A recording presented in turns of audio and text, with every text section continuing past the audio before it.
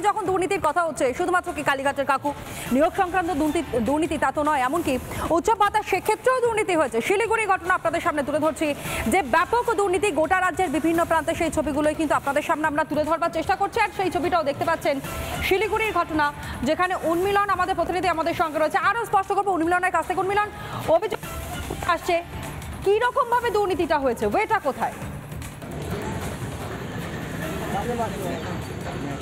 দেখো তনয়া, এই দুর্নীতিটা হচ্ছে যে দুয়ারে সরকারের উৎসাহ ভাতা, সেই উৎসাহ ভাতা নিয়ে দুর্নীতি।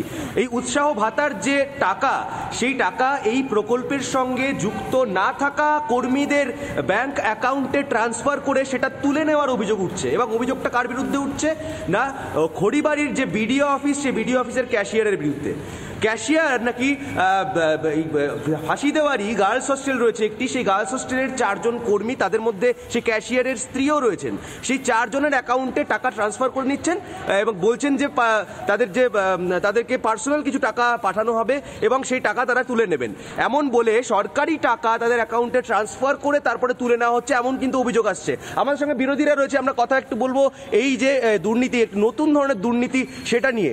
এই যে দুয়ারে সরকারের প্রকল্প, এই উৎসাহ ভাতা প্রকল্পের যে টাকা, সেটা চলে যাচ্ছে এমন কিছু মানুষের অ্যাকাউন্টে যারা সেই প্রকল্পের সঙ্গে যুক্তই নয়। কি বলবেন এই ধরনের দুর্নীতি? বিষয়টা হচ্ছে এই রাজ্য সরকার দুর্নীতিগ্রস্ত রাজ্য সরকার, এই সরকারের যারা আমলা রয়েছে তারা এই দুর্নীতির সাথে যুক্ত থাকাটাই স্বাভাবিক। আজকে কোনো কারণবশত মানে কোষাধ্যক্ষের যে ক্যাশিয়ার যিনি রয়েছেন, তার স্ত্রীর বান্ধবীদের অ্যাকাউন্টে টাকা গেছে, সেই টাকার নিশ্চয়ই ভাগ বাটোরা ওইভাবে হয়নি, তাই তারা প্রকাশ্যে চলে আসাতে এই জিনিসটা রাস্ট হয়েছে। অ্যাকচুয়ালি এই রকম প্রতিটা ক্ষেত্রেই এই তৃণমূল সরকারের আমলে দুর্নীতি হচ্ছে। 100 দিনের টাকা, 100 দিনের টাকাও ঠিক প্রকৃত বেনিফিশিয়ারি না পেয়ে সেটাও পেয়ে যাচ্ছে অন্যজন। তো এটা অস্বাভাবিক কিছু না, এটাই স্বাভাবিক। এটা যদি বিডিও সাহেবা যদি এটাকে এড়িয়ে যেতে চায়, আমি বলবো যে সম্পূর্ণ ভুল। উনি ওনার পিঠ বাঁচানোর জন্য বলছে, এর উপযুক্ত তদন্ত হবে।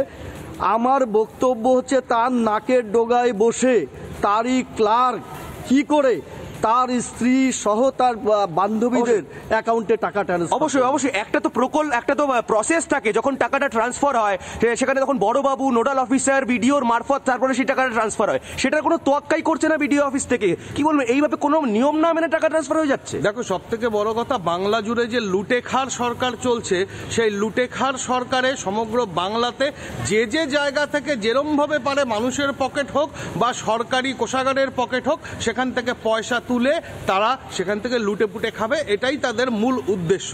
সব থেকে বড় কথা, বিডিওর পারমিশন ছাড়া যেভাবে ক্যাশিয়ার যিনি আছেন সুনীল কেরকেট্টা, তিনি স্পষ্টতই বলেছেন যে বিডিও ম্যাডামের নির্দেশেই এই কাজটি করা হয়েছে। আমরা জানি যে এর আগে খড়িবাড়িতে ভূমি সংস্কার নিয়ে বিশাল বড় রকম দুর্নীতি হয়েছে, যার জন্য মমতা ব্যানার্জি মুখ্যমন্ত্রী তিনি আসার পরে এখানে সোজাসুজি বলেছেন যে এখান থেকে বিডিওকে ট্রান্সফার করেছেন তিনি এখানে বসে।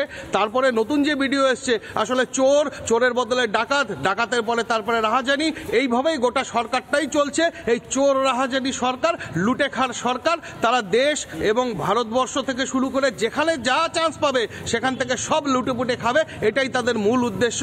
এবং সেই উদ্দেশ্যে ছোটখাটো টাকা থেকে শুরু করে 5 টাকার কয়েন থেকে শুরু করে 5 লক্ষ কোটি টাকা পুরোটাই লুটেপুটে খাওয়ার এদের। এই যে কারিকারি সরকারি টাকা এইভাবে চলে যাচ্ছে পার্সোনাল বিভিন্ন মানুষের অ্যাকাউন্টে, সেটা সরকারের কাছে কোনো খোঁজই নেই। যতক্ষণ না পর্যন্ত আমরা এই কথাগুলো তুলে ধরছি, সরকারের কাছে কোনো খোঁজই নেই যে কোথায় যাচ্ছে তার টাকা। কি বলবেন?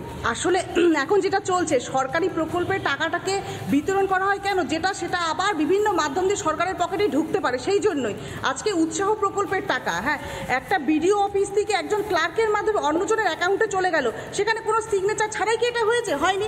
তাদের মদত সই ছাড়া চলে যাচ্ছে টাকা। কি আশ্চর্যকর ঘটনা ঘটছে! এ তো শুধু শিলিগুড়ির ছবিটা আপনাদের সামনে তুলে ধরলাম, কিন্তু